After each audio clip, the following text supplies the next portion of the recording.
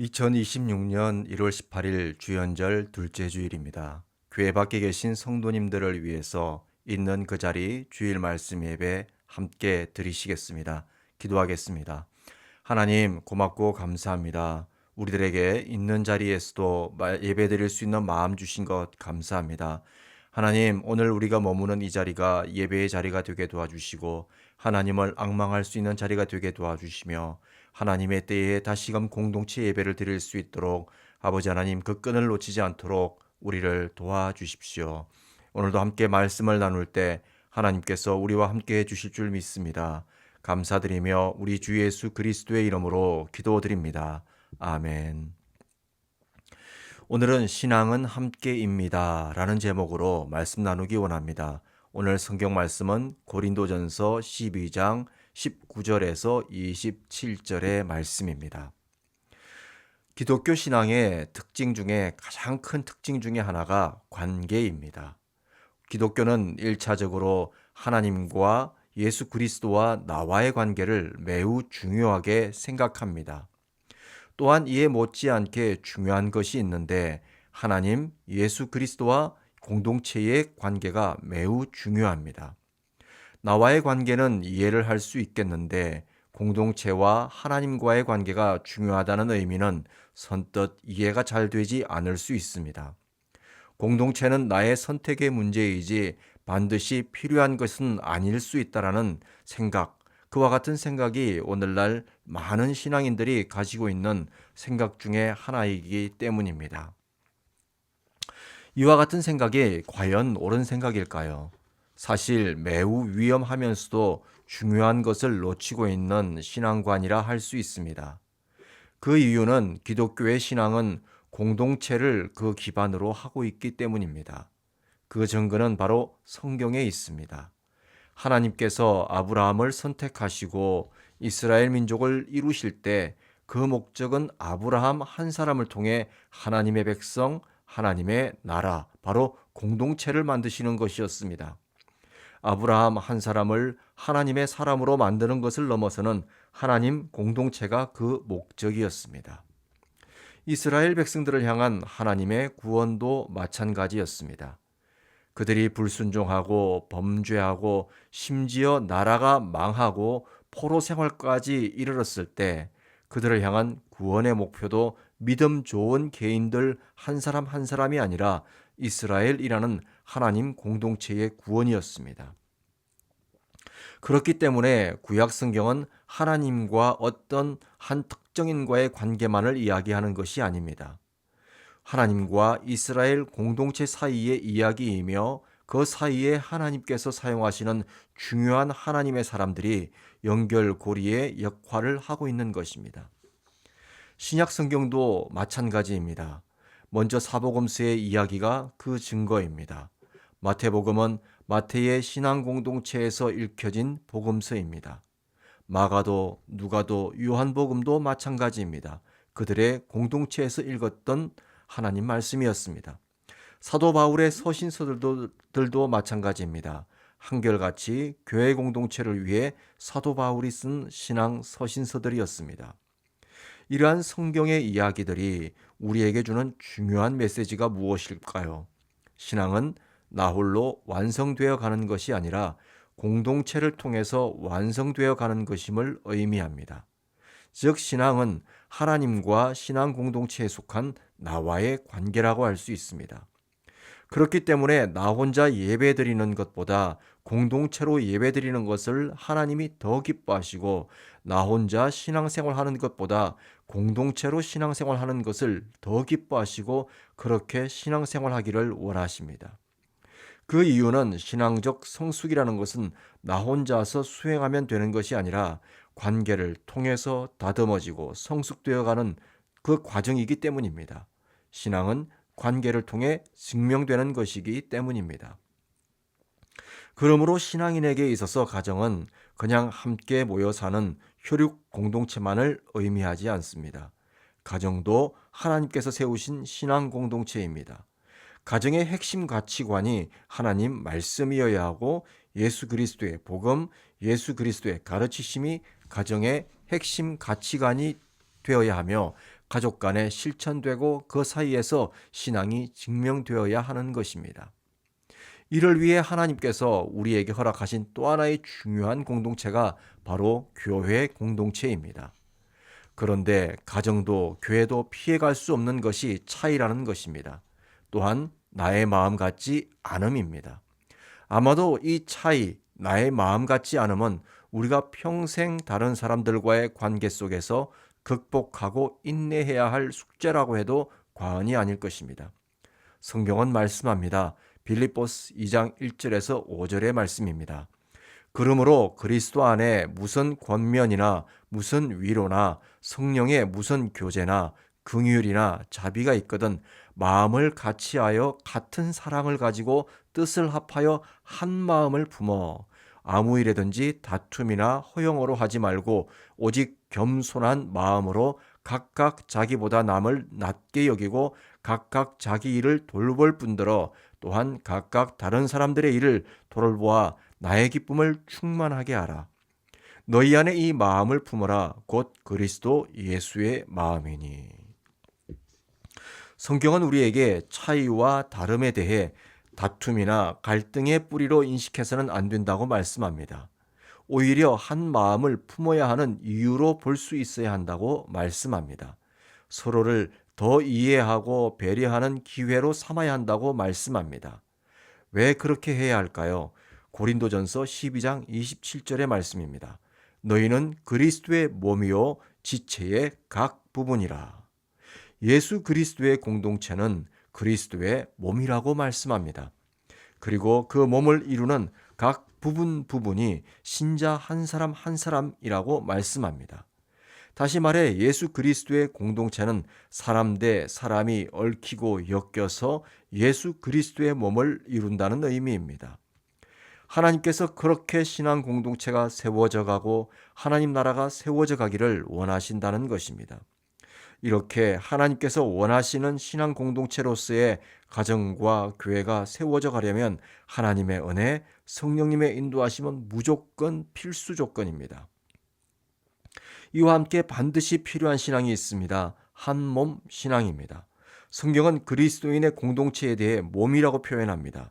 고린도전서 12장 12절의 말씀입니다. 몸은 하나인데 많은 지체가 있고 몸에 지체가 많으나 한 몸임과 같이 그리스도도 그러하니라. 성경은 그리스도인의 공동체를 한 몸이라고 말씀합니다. 그리스도의 몸이라고 말씀합니다. 여러분은 이 성경의 말씀에 동의하십니까? 여러분의 가정이, 여러분의 교회가, 여러분의 목장이 예수 그리스도의 몸이라고 생각하시며 정말 그렇게 믿고 계십니까? 안타깝게도 오늘날 많은 사람들이 그렇게 믿지 않는 것 같습니다. 세상이 너무 개인주의적인 것을 강조하고 중요시 여기는 문화로 충만하다 보니 요즘은 가족들 간에도 따로따로입니다. 교회도 공동체의 모습을 보이기보다는 개인의 만족을 위한 서비스 조직처럼 변해갑니다.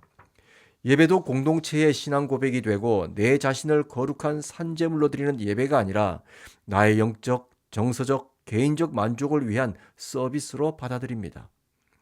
그래서 성도들도 개인적인 더 좋은 서비스를 제공받을 수 있는 교회를 찾아다니고 교회도 더 좋은 개인적인 서비스를 제공하기 위해 하나님께 드려지는 예배가 아니라 인간의 편리와 만족을 위한 예배쇼를 만드는 데 최선을 다합니다.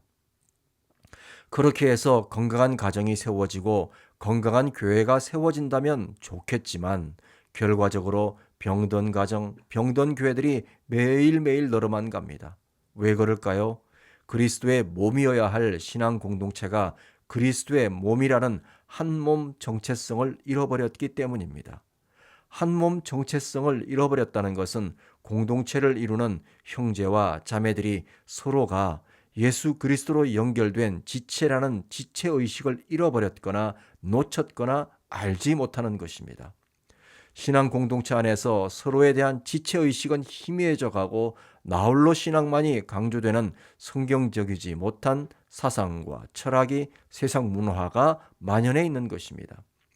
성경은 이러한 현상을 분명하게 잘못된 현상이라고 말씀합니다. 우리들의 몸을 구성하는 모든 것이 필요하고 불필요한 것이 없듯이 신앙 공동체 안에 있는 모든 지체들은 함께하는 것이 옳기 때문에 하나님께서 한 몸으로 묶어주셨다고 성경은 분명하게 말씀합니다. 그러므로 가정이든 교회든 신앙 공동체 안에 속한 모든 지체들은 하나님이 필요하시기 때문에 묶어주신 것입니다. 필요하지 않은 사람, 우리가 함부로 없어져야 할 사람이라고 말할 수 있는 사람은, 생각할 수 있는 사람은 단 한 사람도 없습니다. 우리가 그렇게 함부로 말하고 생각할 수 없는 이유는 하나님께서 그렇게 생각하지 않으시기 때문입니다. 23절, 24절의 말씀입니다. 우리가 몸에 덜 귀히 여기는 것, 그것들을 더욱 귀한 것들로 입혀주며 우리의 아름답지 못한 지체는 더욱 아름다운 것을 얻느니라. 그런즉 우리의 아름다운 지체는 그럴 필요가 없느니라. 오직 하나님이 몸을 고르게 하여 부족한 지체에게 귀중함을 더하사. 23절과 24절의 말씀에서 여러분은 어떤 단어가 눈에 와 닿으십니까? 저의 눈에는 더욱이라는 단어가 눈에 들어옵니다. 하나님께서는 모든 사람들을 바라보시는데 그 중에서 더욱 관심을 가지고 바라보시는 사람들이 있다고 말씀합니다. 어떤 사람들입니까? 성경에서는 우리의 아름답지 못한 지체라고 표현합니다. 부족한 지체라고 표현합니다. 우리가 가지고 있는 기준이나 시각으로 바라보았을 때 우리보다 못한 사람, 우리 기준에 맞지 않는 사람, 우리와 어울리지 않는다고 생각하는 사람입니다. 하나님이 더욱 관심을 가지고 지켜보시는 사람들입니다. 하나님은 우리에게 하나님의 마음이 그들에게 더욱 있으니 우리에게 그들을 더욱 먼저 생각하고 돌볼 수 있어야 한다고 말씀합니다. 부족하다고 내 기준을 따라오지 못한다고 등 돌리고 차별하고 심지어 필요 없다고 단절하는 것이 아니라 오히려 더욱 품고 돌볼 수 있어야 한다고 말씀합니다. 25절의 말씀입니다. 몸 가운데서 분쟁이 없고 오직 여러 지체가 서로 같이 돌보게 하셨느니라. 한 몸이기 때문에 분열이 생기지 않도록 하라고 말씀합니다. 우리가 해야 할 일은 오직 서로 같이 돌보는 일이라고 말씀합니다. 그렇기 때문에 신앙 공동체로서의 가정과 교회는 사람이 만든 조직이 아니라 하나님이 세우신 예수 그리스도의 몸이기 때문에 사람 마음대로 되는 공동체가 아니라 하나님 마음대로 되는 공동체여야 합니다. 하나님 마음대로 되는 공동체의 특징은 더욱 사랑하고 더욱 돌보는, 더욱 서로를 세워주는 공동체입니다. 사랑하는 성도 여러분, 가정은, 교회는 우리가 언제나 기댈 수 있는 봄날의 언덕 같은 곳이어야 합니다. 한 아이를 키우려면 한 마을이 필요하듯이 그리스도인 한 사람을 세우려면 건강한 공동체가 있어야 합니다. 오늘을 살아가는 많은 사람들이 비교되고 경쟁하는 세상 속에서 힘겹게 하루하루를 버티며 살아갑니다. 다른 사람들보다 더 가치 있어야 하는 자신을 증명하기 위해 외로운 삶의 길을 달려갑니다. 이런 세상의 흐름과 분위기 속에서 우리는 이기주의적이고 자기중심적인 삶의 늪에 점점 더 빠져들고 있습니다. 그렇게 사는 것이 편리하고 당연하다고 생각하며 살아갑니다. 그런데 분명한 것은 세상은 혼자 살아갈 수 없습니다. 혼자 사라지는 것 같지만 그렇지 않습니다. 당장은 혼자가 좋고 나만 잘 되면 된다는 각자 도생이 삶의 지혜인 것 같지만 우리는 때가 되면 반드시 깨닫게 됩니다. 인생은 혼자 사는 것도 아니며 혼자 사라지는 것도 아니며 홀로 살아갈 수 없도록 지원받은 존재라는 것을 알게 됩니다. 그래서 우리에게 필요한 것이 관계입니다. 함께하는 관계 속에는 서로를 세워주고 살리는 힘이 있습니다. 하나님께서 우리를 신앙 공동체로 불러주신 이유, 가정 신앙 공동체로 불러주신 이유가 바로 여기에 있습니다. 서로를 돌보는 함께가 되어주라고 부르신 것입니다. 하나님께서 우리의 가정을 세워주시고 우리를 교회로 묶어주시고 목장으로 묶어주신 이유는 다른 것 없습니다. 서로의 부족함과 연약함 때문에 묶어주신 것입니다. 서로 인내하고 사랑하고 돌봄으로 신앙을 증명하라는 것입니다. 가정과 교회는 우리의 신앙이 실천되고 증명되는 가장 중요한 생활신앙의 현장입니다. 올 한 해 가정에서, 목장에서, 교회에서 더욱 서로를 돌보는 일에 최선을 다하심으로 생활신앙을 실천하는 저와 여러분이 되기를 기도합니다. 기억하십시오. 신앙은 함께입니다. 함께 기도하시겠습니다. 하나님, 고맙고 감사합니다. 오늘도 우리가 머무는 이 자리에서 예배드리게 하여 주심을 감사드립니다. 오늘 주신 말씀을 마음에 새기며 또 한 주간도 하나님 말씀으로 연약하고 힘없고 우리가 돌보아야 할 영혼들을 더욱 사랑하고 더욱 돌보며 함께 신앙을 세워가는 신앙의 삶, 생활의 신앙을 펼칠 수 있도록 우리를 도와주십시오. 감사드리며 우리 주 예수 그리스도의 이름으로 기도드립니다. 아멘. 있는 그 자리 주일 말씀 예배였습니다. 또 한 주간도 승리하시기를 기도합니다.